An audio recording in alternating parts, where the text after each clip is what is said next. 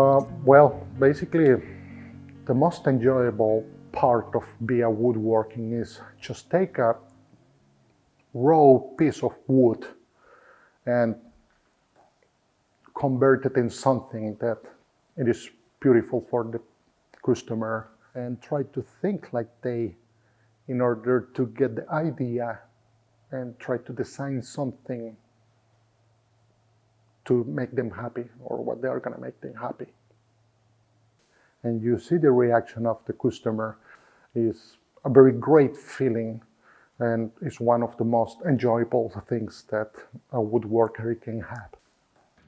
Finally, we have functional drawers. My woodworking life starts when I was a child with my mother's brother, who he used to have a woodworking shop in his home in Mexico. Every weekend when we used to visit, then I used to go and check what he's doing and try to learn something from him. Since then, I was always very interested in the woodworking, and I started taking it like a hobby for me. Always I have been doing something with my hands. I have been very versatile doing handworks, and with the past of the years, I was buying some hand tools and buying magazines and watching videos about woodworking. After that, I started studying for being a police officer in Mexico, and I started studying to be a police officer trainer. When the drug war started in Mexico, it was pretty dangerous for all of us and all the police officers. We were out of the city for some months until it was safe for us to come back to our city. So after that, I didn't want to come back to continue working in the police. So I started doing some woodworking works for friends and families. But unfortunately, the security situation in Mexico was still bad.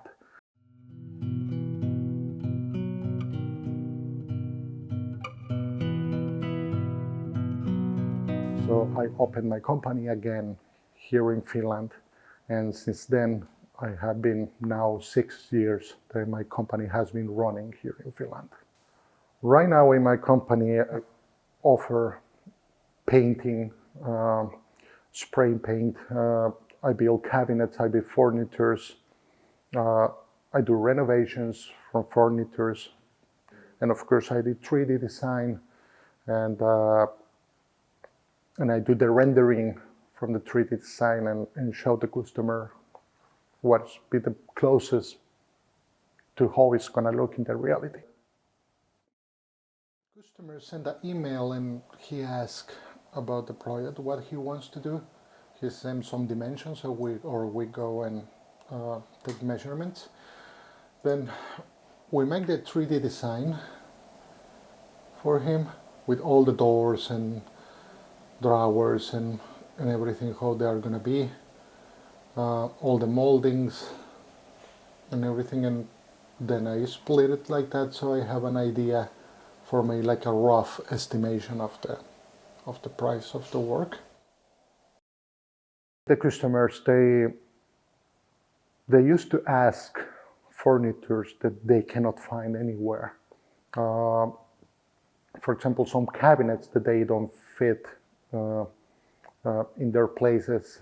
They ask me to build something that they match with the rest of the furnitures, what they have at home, and the colors. And sometimes there is a customers who they travel a lot, so they have so many things that they bring from other countries, and they would like to show them in some special place. In Mexico, basically, most of the people, they order their cabinets from a woodworking shop. Of course, there are places where you can buy already cabinets, but they used to be quite expensive, and the woodworking in Mexico is cheaper than here in Finland. But here in Finland, of course, the people they like something made by somebody just for them, and to be a unique piece of furniture that they will like.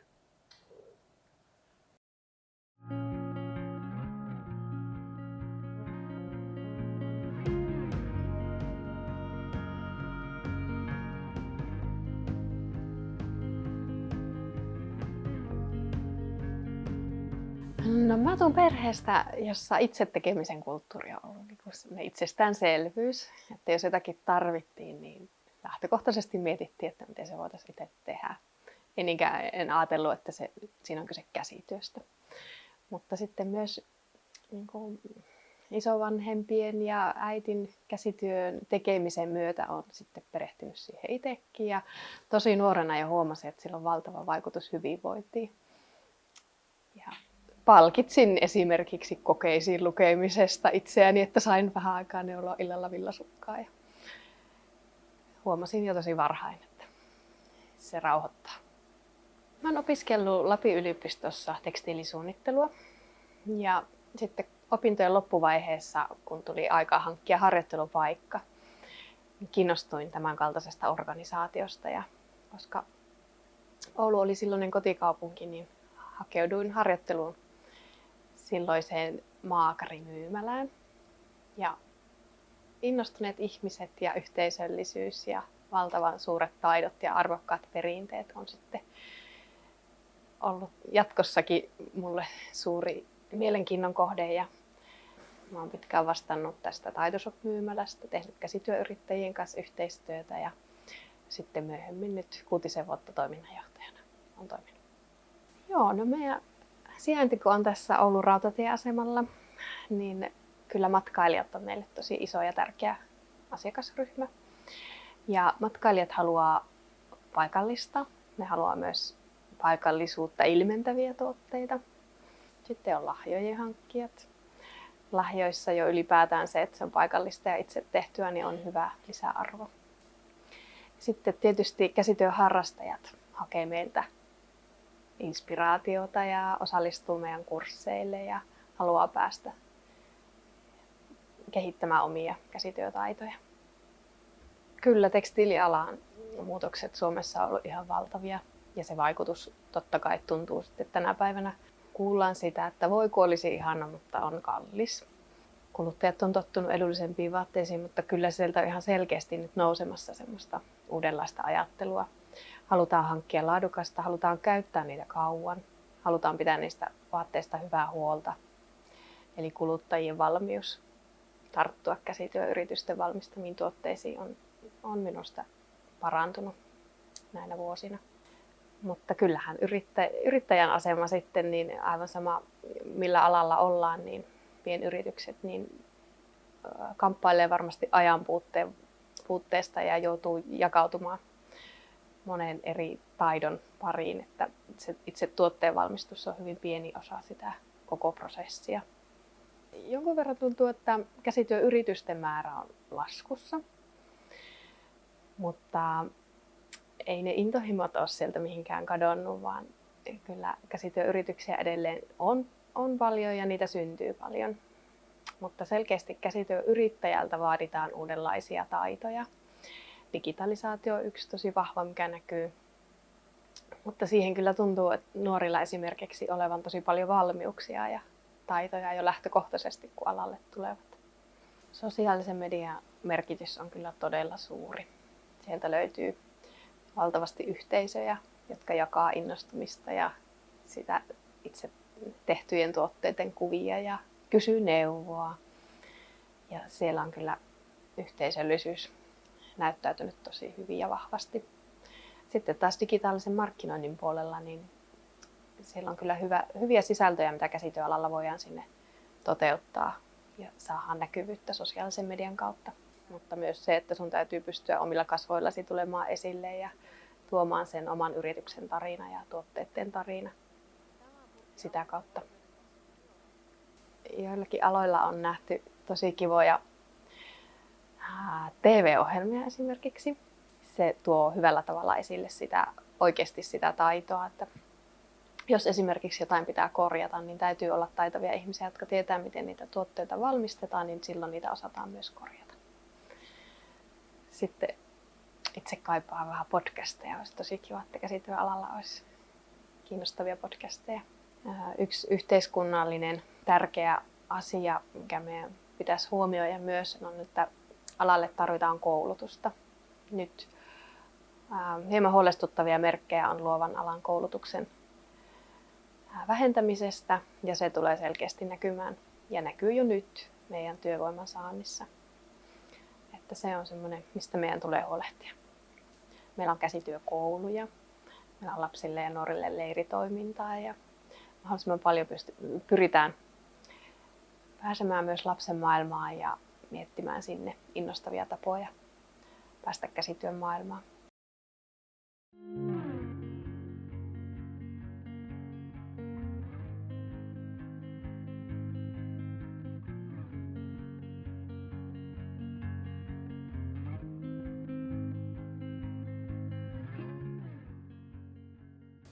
Jos ei sitä käsityön harrastamisen taustaa ole ehkä aikaisemmin itsellä ollutkaan, niin nyt sitten on selkeästi löytynyt tahtotila lähteä hankkimaan niitä. Ja korona-aika on ihan selkeästi nostanut ihmisten käsityön harrastamisen määrää. Ja mä uskon, että siitä jää uusia harrastajia alalle, mutta se selkeästi jää myös arvoihin. On nähty, mitä se voi tarkoittaa, jos meillä ei tuotantoa Suomessa olisi. Ja sitten kun käsityön tekeminen vaikuttaa selkeästi tämmöiseen luovaan ongelmanratkaisukykyyn ja parantaa niitä. Ja siellä on paljon kestäviä arvoja, niin en usko, että ne mihinkään ihmisten mielestä häipyy. Mä uskon, että se mitä on nyt nähty, niin se jää. Kyllä meillä Suomessa on niin valtavan hienoja perinteitä ja niiden keskuudessa taitoja. Me halutaan olla edistämässä niiden säilymistä. Se on parasta. Käsityöammatit on siinä mielessä jäänyt vähän turhankin vähälle huomiolle ja niitä arvostetaan turhan vähän. Että me ihmiset ollaan totuttu siihen, että kaupasta saa liian helposti uutta tavaraa, uusia vaatteita vanhojen rikkoutuneiden tilalle. Me nykyihmiset ei ehkä osata enää arvostaa kestävää ja laadukasta käsityötä samalla tavalla kuin vanhemmat sukupolvet sitä arvosti. Mutta mä uskoisin, että me ehkä tässä suhteessa voidaan saada todistaakin suunnan muutos joskus lähitulevaisuudessa, varsinkin jos kiertotalous vahvistuu ja ihmisten ympäristötietoisuus kasvaa, niin mä uskoisin, että tulevaisuudessa saatetaan taas palauttaakin perinteisten käsityöammattien kunnia sille tasolle, minkä nämä ammatit ansaitsevat. Then once that the design is ready, I render it in the pictures. In this case, I wasn't able to find the right color for the cabinet what he wanted to be, but it was just an idea to how the cabinet is gonna look. I think the education in Finland is very good. The workshop, what they have in the schools to teach the kids or the people, the students in the schools, they are very good. They have a very good machines and a very good quality machines. The teachers, they are very good. But what I have been seeing here in Finland, they teach you to use heavy machines, and is that sometimes they don't know exactly how they work some small machines. And for you, like a small business owner, you don't have all those very big machines what they have in the universities or in the schools. We have just the small machines, and sometimes when they come, you have to teach them how to use those small machines. Of course, You need the jigsaw to make some curve cuts in case that you need it, or make some holes. For example, if you're going to build a kitchen and you need to make the hole for the sink, you can just use the jigsaw. The possibilities to open the business in Finland is a little bit more complicated because of all the process that you have to do in order to open your own company. They are more complicated than in Mexico. Of course, paying taxes, paying bills. I think what the people need here in Finland is more information, because actually it's not that complicated like it looks. Here in Finland, if you go and ask in somewhere how to open a business, they tell you just a couple of things. And basically it's what I did. I went to Business Oulun, they helped me and they tell me what do I have to do, and they help me to make all the paperwork and everything. And it was quite easy for me to open my company. Of course, I used, for all the hard work and everything, all the products, they are coming from Germany. The problem to be a owner of a business is that sometimes you have a lot of work and sometimes you don't have work. Now with the COVID-19 pandemic, of course, many of the people got scared about the economic situation, and they just didn't want us to go and take measurements or install. So many of the projects, they were canceled, and so it was very complicated. And of course, I think it comes down maybe the 60% of the revenue of every year from the company. Right now, it has been starting to come up little by little. Last year, it was much better than 2019. I think the future of the woodworking is very good. It's very good. You know, there was one time when all the people, they start liking all the already made cabinets because they were cheap. It was just very easy just to go to the store, see the cabinets or the furnitures and buy them right away and just take them home. But right now, the people has been starting to think a little bit more of the quality and you know, how the cabinet or the furniture is going to look in their home. And I think that in that way, the people has been starting to be more interested in order things the way that they want it to be.